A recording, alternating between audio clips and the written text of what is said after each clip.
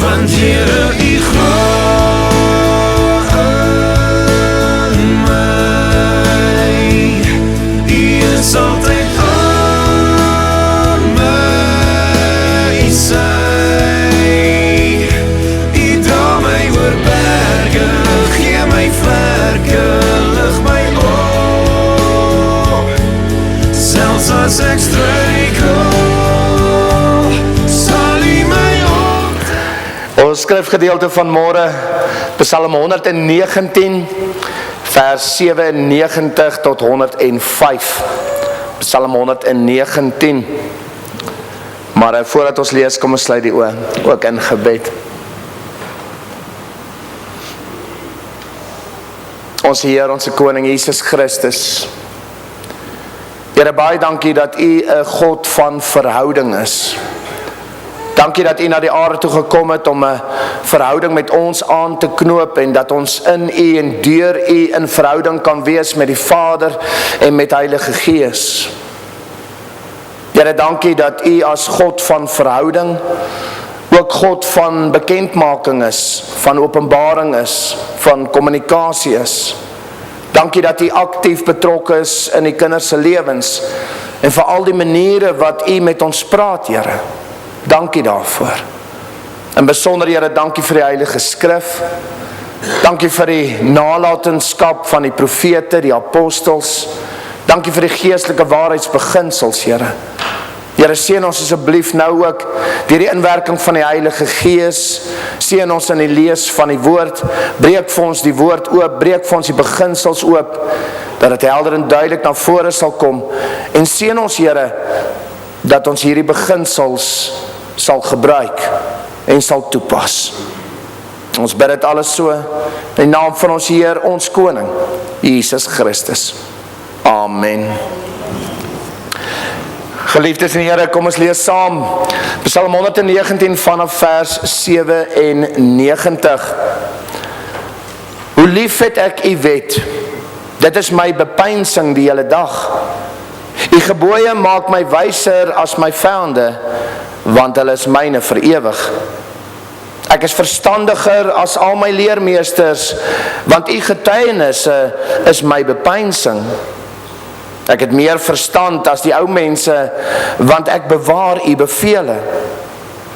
Ek het my voete teruggehou van elke verkeerde pad, dat ek U woord kan bewaar.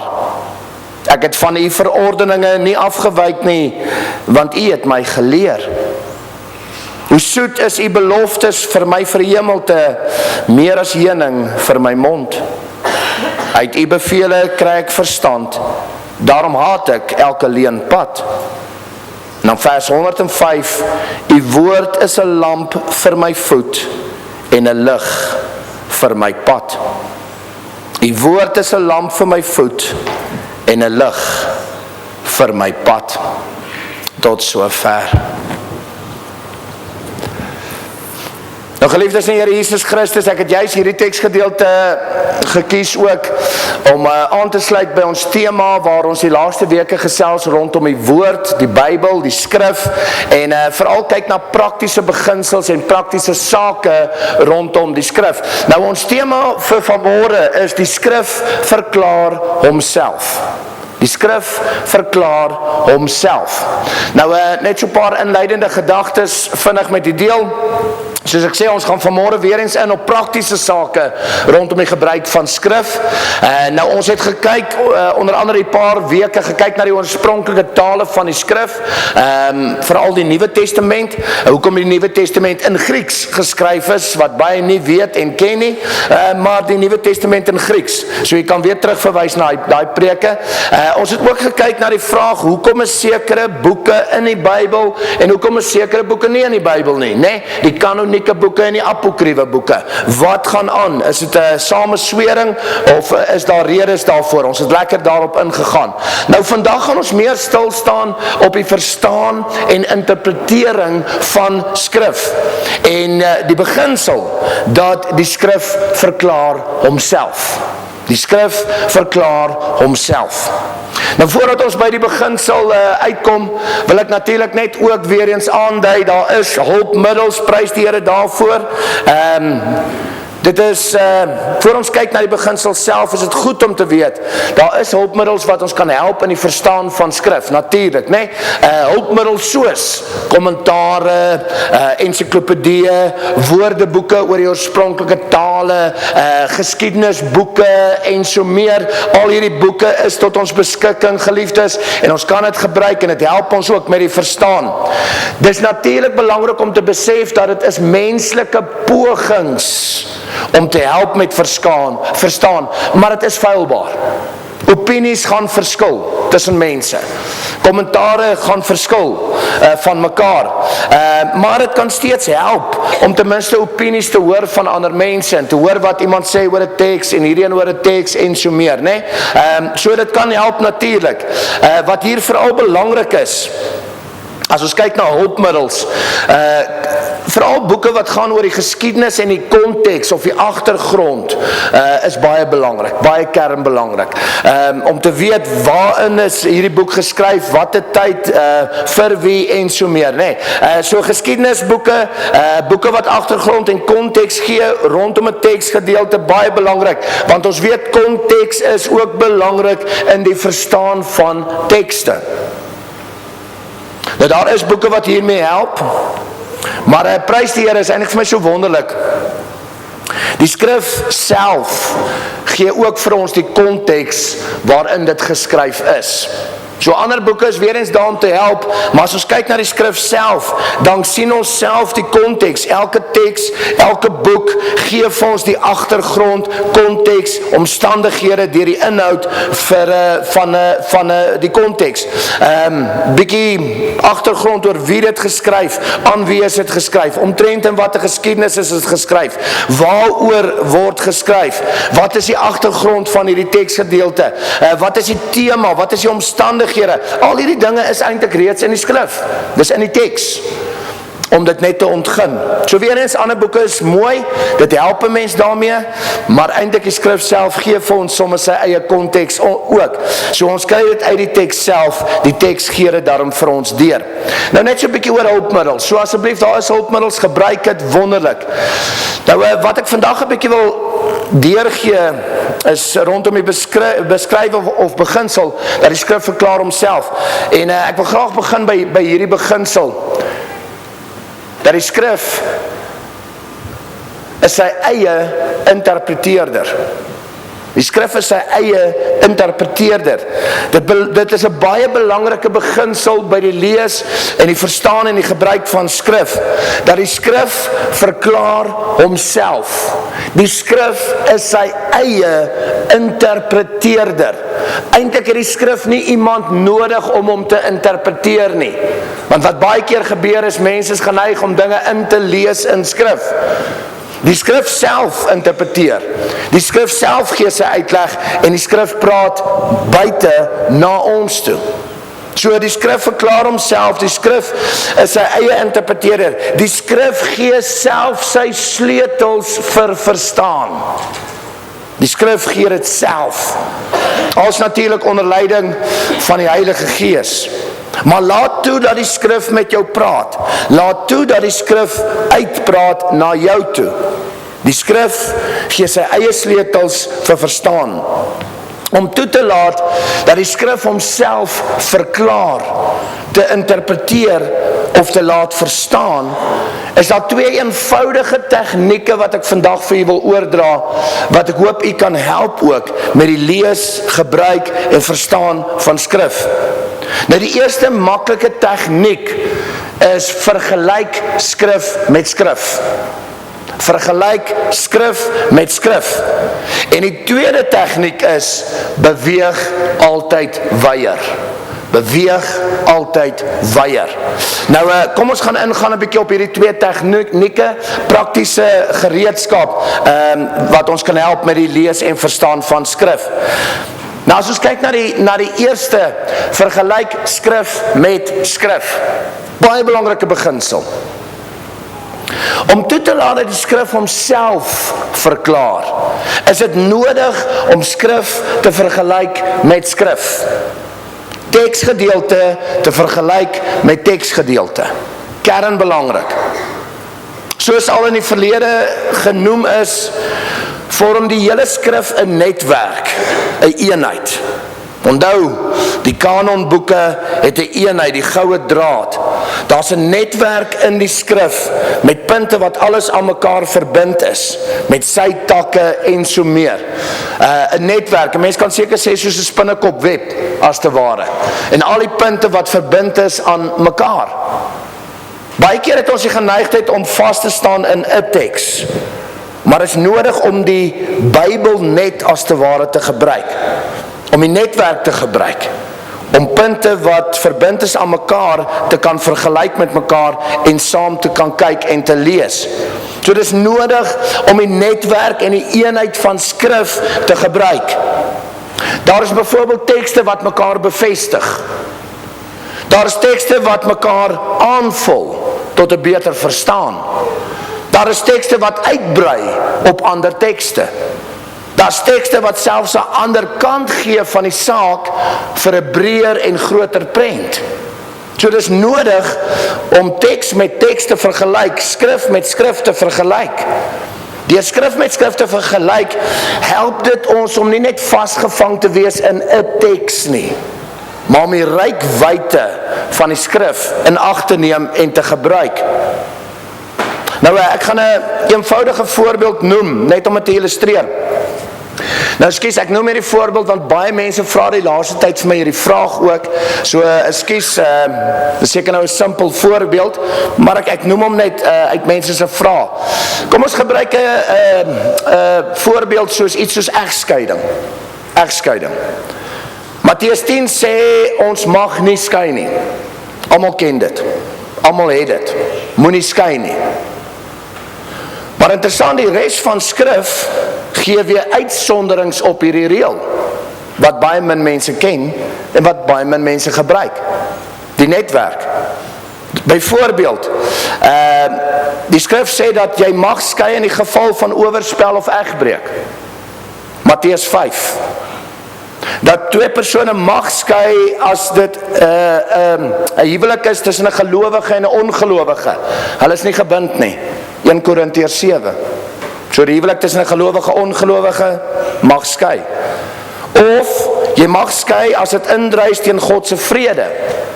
Byvoorbeeld in gevalle soos mishandeling, fisiese mishandeling, emosionele mishandeling. Dan kom mense na my toe en sê my man slaan my pimpel en pers blou, maar ek mag nie skei nie. Nou geliefdes, daar soos wat sê jy mag. Nee, dit druis in. Mishandeling, ongesonde huwelike, al hierdie tipe van dinge. 1 Korintiërs 7, weer eens. Ek gebruik dit as 'n eenvoudige voorbeeld. So hierdeur sê ek asseblief werk aan huwelike natuurlik. Nee, eerste ding, werk aan huwelike, moenie skei nie. Maar dat ons net begin besef, daar is legitieme redes volgens skrif waar mens mag skei. So ons vang altyd net die een, jy mag nie skei nie. Maar ons kyk wat sê die res van die skrif oor hierdie tema nie. En so kan 'n mens nou uitbrei en uitbrei. Dis 'n baie eenvoudige voorbeeld wat ek net wil gebruik om te sê, vergelyk skrif met skrif. Gebruik die rykwyte van die skrif. Moenie net vasgevang wees in een teksgedeelte nie. Daar's baie. En kyk na die netwerk rondom sekere temas. So kan jy nou ingaan op enige tema, enige saak op die einde van die dag, en jy gaan hierdie netwerk kan gebruik met verskillende tekste wat uitbrei op mekaar, uitsonderings gee en so meer ook. So, geliefde, dis belangrik om skrif met skrif te vergelyk. Altyd.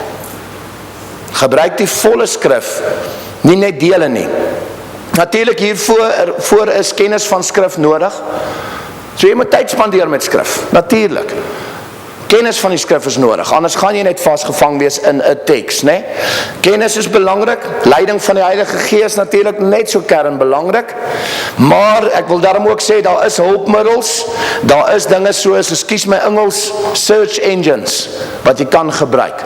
So met ander woorde, e-sort en wat ook al, cellphone apps en so meer, hulle het lekker search engines op, jy tik die kern search wat jy nodig het, hy gee vir jou die netwerk en die teksverwysing. So elektronika, fantasties eintlik in daai sin. Maar ek wil terugkom na die beginsel. Vergelyk skrif met skrif. Maar nie net vasgevang wees in 'n teks nie, kyk wat sê die res van skrif. So dis die eerste beginsel om te help met interpretasie van sake. Nou die tweede enetjie is 'n baie lekker ene, ek is baie lief vir hierdie ene, en dis die beginsel beweeg weier. Beweeg weier. Geliefde, as jy hierdie tegniek gaan toepas, gaan dit vir jou soveel vrae beantwoord. Daai tekste wat jy baie keer kry en ek verstaan nie wat gaan hier aan nie. Die tegniek van beweeg weier help verskriklik baie. So is 'n eenvoudige tegniek, dit help ons met verstaan, hierdie tegniek van beweeg weier. Nou, hoe werk dit? Veronderstel jy kry 'n teksdeel wat jy nie verstaan nie. Hier lees jy daai vers, hier sê, wat gaan hier aan? Dan kyk jy outomaties weier. Met ander woorde, jy kyk eerstens na die teksgedeeltes rondom daai teks. Kyk na die teks wat voor dit is en na dit is. Kry jy jou antwoord, dat hy daai deel verduidelik? Kom ons sê, jy gaan nou weier, maar jy kry nog jou antwoord. Wat nou? As jy nog jou antwoord gekry het, dan gaan jy nog weier. Jy gaan kyk nou na die res van daai hoofstuk, of hoofstukke omliggend. Kyk of jy jou antwoord daaruit kry. As jy nog nie jou antwoord gekry het nie, beweeg weier. Nou kyk jy na die res van die boek. Byvoorbeeld, kom ons sê die vraag is in Matteus. Nou kyk ek na die res van Matteus en ek kyk of ek my vraag op my antwoord op daai vraag kry. As jy nog nie jou antwoord gekry het nie, wat doen jy? Beweeg weier. Jy kyk na die res van die skrif. Nou kyk jy na die ander boeke van skrif. Nou gebruik jy weer die beginsels teks met teks, skrif met skrif, vergelyking. En jy kyk weier tot jou antwoord kry. Geliefde, dis 'n eenvoudige tegniek, maar ek sê vandag vir jou, jy gaan baie antwoorde in skrif kry. Beweeg weier. Onthou, beweeg weier. So, beweeg na die omliggende verse, hoofstuk, boek en res van skrif. En jy gaan jou antwoord op die eind vandag kry. Dis 'n baie eenvoudige tegniek, maar dit gaan jou help met die verstaan van teks. Nou, ek wil hier ook 'n voorbeeld net illustreer. En dankie, julle paar mense het my hierdie vraag ook gevra. Ek waardeer, dit is my lekker om hierdie vraag in te bring so in die voorbeelde. Maar alright, Matteus 10 vers 34 tot 35 sê Christus, hy bring nie vrede nie, maar hy bring die swaard en hy bring tweedrag. Nou as jy daai vers so lees, dan is dit ewe skielik so, maar dit maak nou mos nie sin nie. Die Here is mos die vredemaker. Hoe werk dit dat die Here sê hy bring nie vrede nie? En tweedrag is deel van die sondige natuur. Dit maak mos nie sin dat Christus tweedrag bring nie. So ewe skielik as jy daai versie so lees, dan maak dit nie sin nie. Nou kom ons gebruik die tegniek beweeg weier. As jy weier gaan in die res van die verse in daai hoofstuk kyk, en jy kyk die res van hoofstuk 10, dan kom jy agter, maar Christus praat van vervolging. Vervolging van die wêreld, wat sal plaasvind op die kinders van God. Vervolging van die wêreldse mense, wat gaan plaasvind op hulle wat glo en wat Christus se naam bely, dat die wêreld die kinders van God sal vervolg. Met ander woorde, die tweedrag en die swaard waarvan Christus praat, is nie Christus self nie.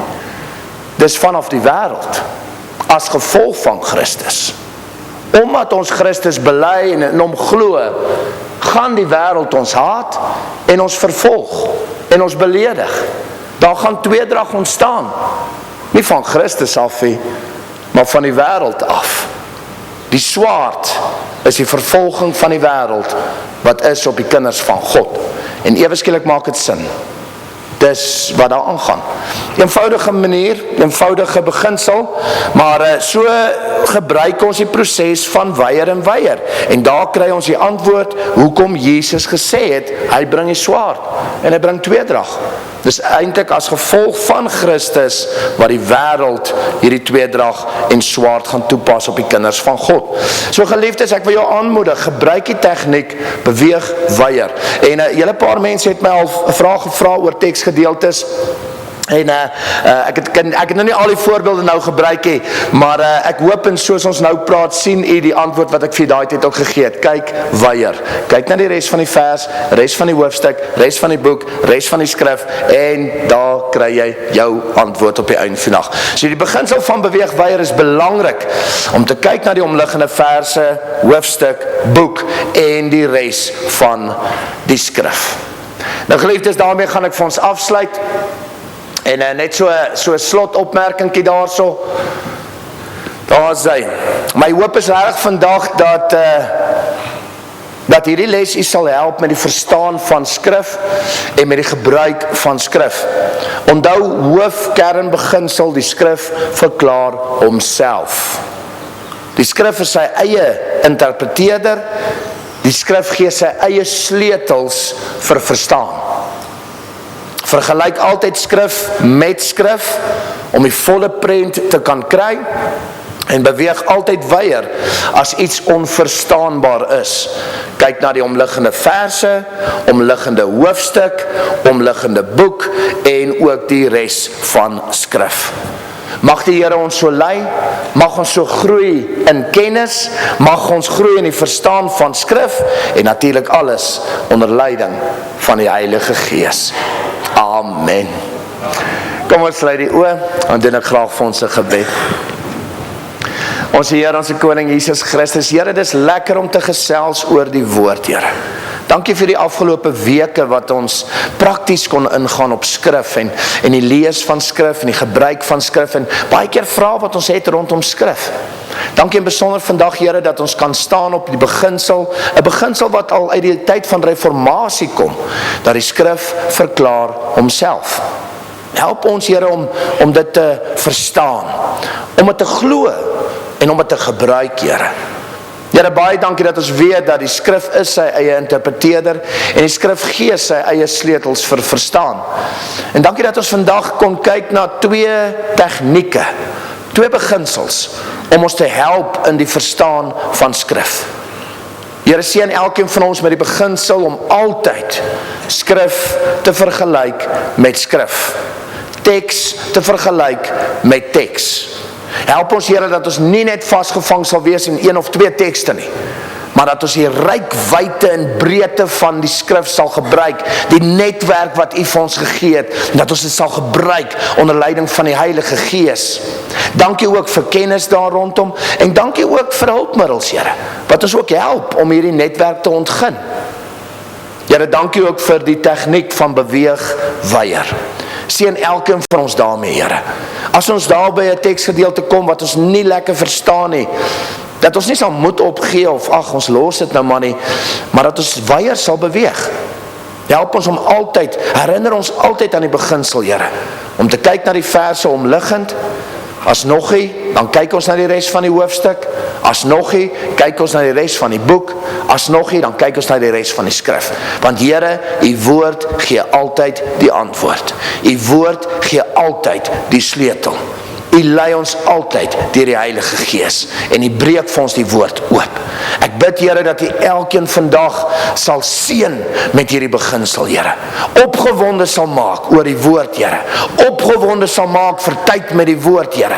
En om hierdie tegnieke toe te pas en te gebruik in elkeen van ons se lewens. Seën elkeen van ons daarmee, Here. En ons dankie weer eens vir die woord. Ons dankie vir die leiding van die Heilige Gees. Ons dankie vir kennis van die woord. En ons dankie vir hierdie tegnieke om ons te help in die verstaan van u woord.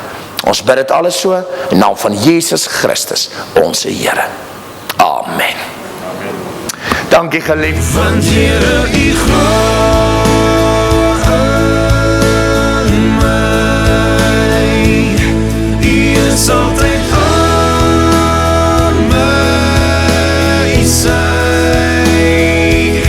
U dra my oor berge, gee my vlerke, lig my op, selfs as ek stryd.